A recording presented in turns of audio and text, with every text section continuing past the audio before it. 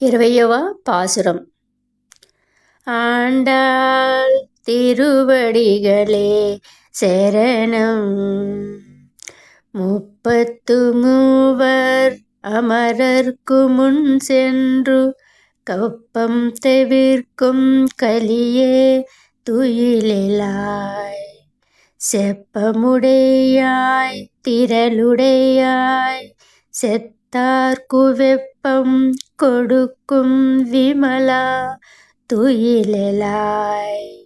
செப்பன்ன மென்முலை செவ்வாய் சிறுமருங்கு நெப்பின்னை நங்காய் திருவே துயிலெழாய். உக்கமும் தட்டொலியும் தந்து உன் மணாளனை இப்போதே எம்மை நீராட்டு ஏலோரெம்பாவாய். ஆண்டாள் తిరువడిగలే శరణం.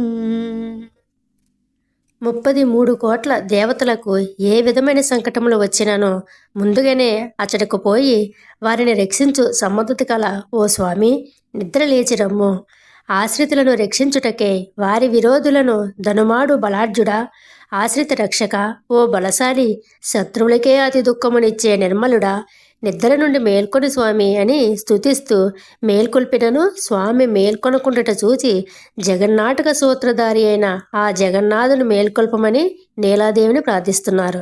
ఈ గోపికలంతా కలిసి బంగారు కలసముల వంటి ప్రవద్యమును, దొండపండు వంటి అధరములను, సన్నని నడుమును, అది అతిలోక సుందరముగా విరాజిల్లుచున్నటువంటి నీలాదేవి, నీవు శ్రీ మహాలక్ష్మి సమానురాలువు, కరుణించి నీవేనా మేల్కొనువమ్మా, నేను లేచి చేయవలనిదేముంది అనేసి అంటావేమో కానీ వినుము.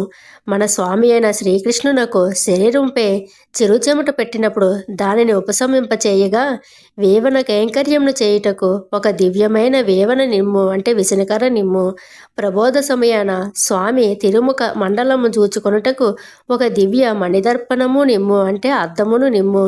వీటన్నిటినీ మాకు అనుగ్రహించి స్వామిని మేల్కొల్పి మమ్ము కూడా అతనితో కూర్చి మంగళ స్నానము చేయింపము తల్లి. నీ అనుగ్రహం ఉండనే కదా మా యొక్క వ్రతము మంగళముగా పూర్తి కాగలదు అని ఈ ఆండాళ్ తల్లి నీలాదేవిని వేడుకుంటున్నారు ఈ యొక్క పాసురంలోని.